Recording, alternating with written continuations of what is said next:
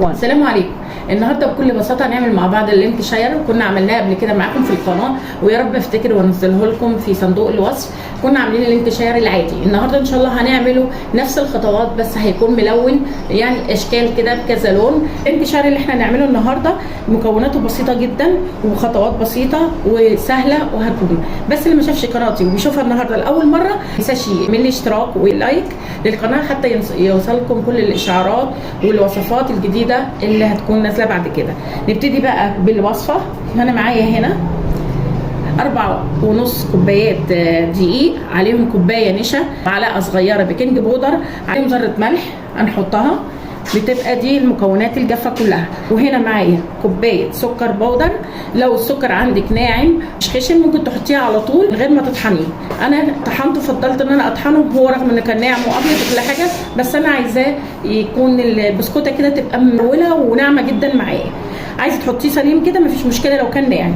4 بيضات اهو، كل الحاجات دي يا جماعه بدرجه حراره الغرفه. كوبايتين سمنه تكون لسه خارجه من الثلاجه، تكون نفس درجه حراره الثلاجه كده، ولو مش في الثلاجه تحطيها 5 دقائق في الثلاجه او في الفريزر تبقى معاكي بنفس درجه الحراره دي. فانيليا. هي دي كل المكونات معايا بتاعه اللانكشاير. في العجان بقى او مضرب البيض او حتى بمضرب السلك عندك مش مشكله خالص هتعملي.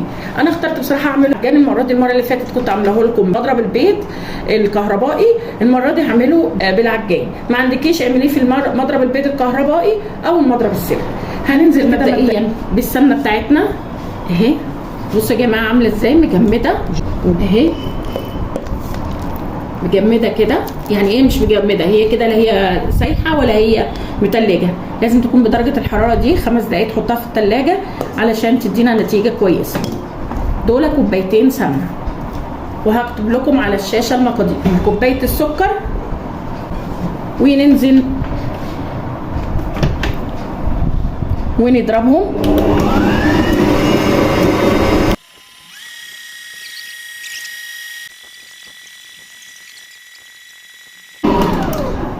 اهو يا بنات شايفين انا عايزه درجته تبقى كده لو واضح. بصوا ما شاء الله بقى لونه ابيض جدا. هننزل بعد كده بالبيض بيضه علشان ما يفصلش معايا الخليط. هنزل ببيضه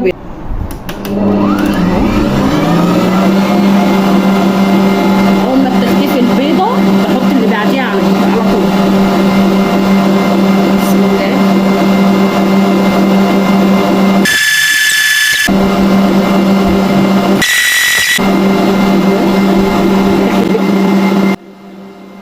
طبعا بالفانيليا بتاعتي.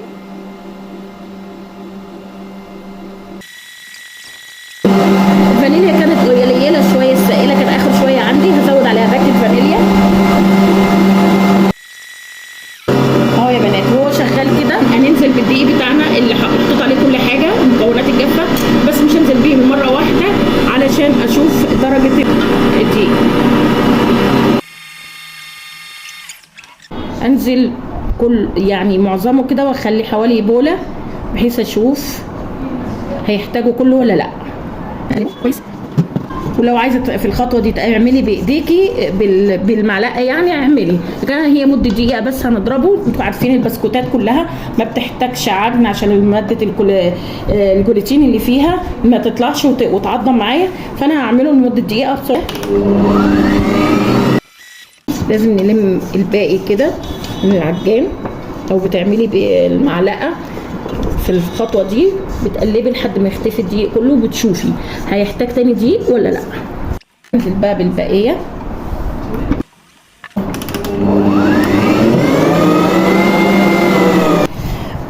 وهو ده شكله وملمسه. شايفين انا هفضيه في البوله الازاز. هي دي العجينه ملمسها كده، العجينه تبقى في ايديا كده ملمسها ما شاء الله ما تلزقش وحلوه خالص وكما قال الكتاب. هنعمل ايه بقى دلوقتي؟ هنغطيها ونحطها في التلاجة لمده ربع ساعه تتماسك علشان نعرف نشكلها بعد كده.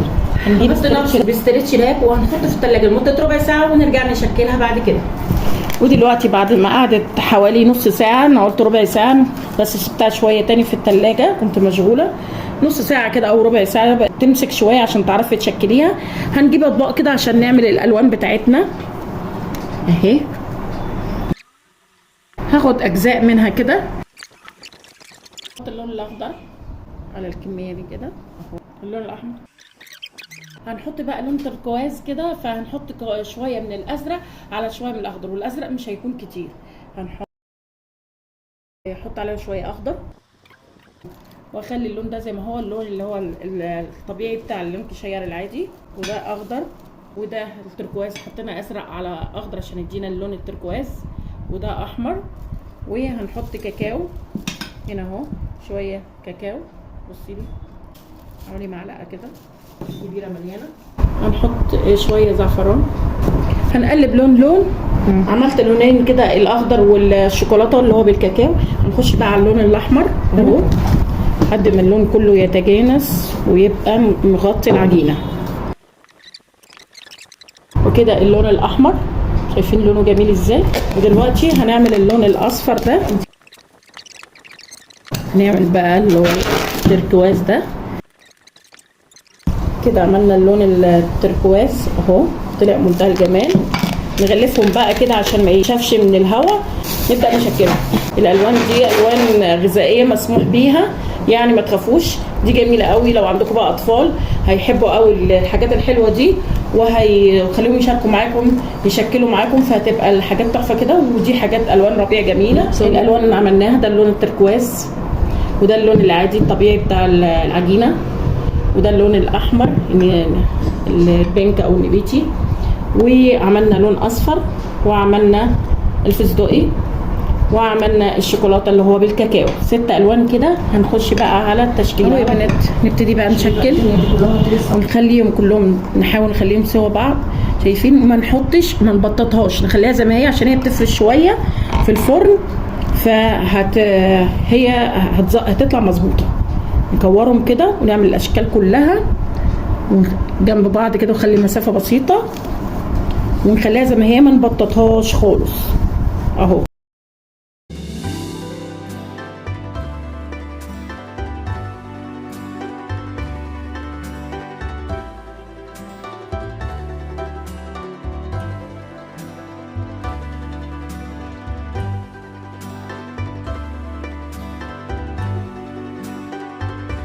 خلصت كده صينيه، ندخلها على درجه حراره متوسطه من تحت لو فرنك فوق وتحت، وعلى 160 مثلا، وتاخد لون خفيف زي الغريبه كده، ونطلعها. ما بتاخدش تلت ساعه كده. ده شكله كده وهو لسه ما استواش ولا دخل الفرن. وهوريكم لما يستوي ونطلعه ونرجع نشكل بقى.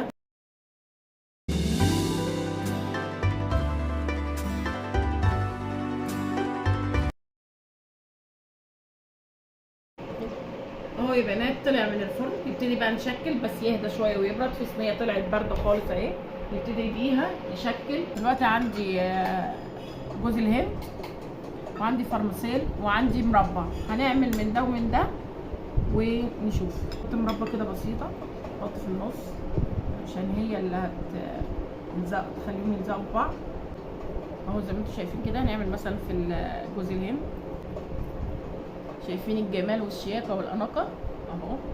نحط كده، نعمل واحده تاني اهو.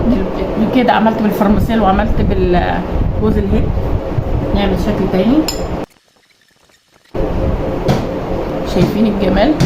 بصوا، يا رب تكون واضحه كده اهو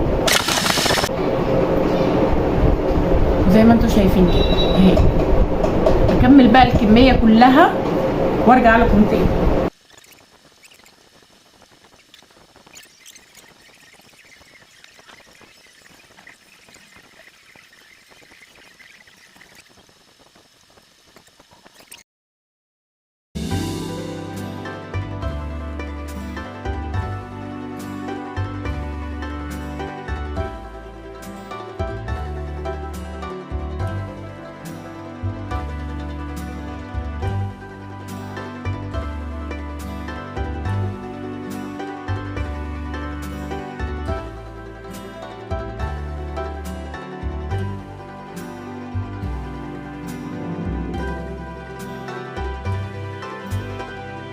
شايفين يا بنات؟ ودي كانت الكميه كلها حاجه كده تحفه تحفه والله العظيم. مش عارفه اقول الشكل، يعني الطعم زي الشكل ولا الشكل زي الطعم؟ الله اكبر، الاثنين احلى من بعض. يعني طعمه زي شكله كده، حاجه مبهجه ومفرحه. جربوا بقى وما تنسونيش في الشير واللايك. بصوا بقى اوريكم واحده اتبقت كده، بصوا هوا، بصوا اهي مفرول ما شاء الله. واللون اللي كان واخده لون بسيط جدا، عامل اللي هو كده ما بين الغريبه وما بين الفور، فحاجه كده تحفه. بصوا عامل ازاي اهو. خلصت الفيديو بتاعي، ما تنسونيش في الشير واللايك والسبسكرايب. كل سنه وانتم طيبين وكل عام وانتم بخير، والسلام عليكم ورحمه الله وبركاته.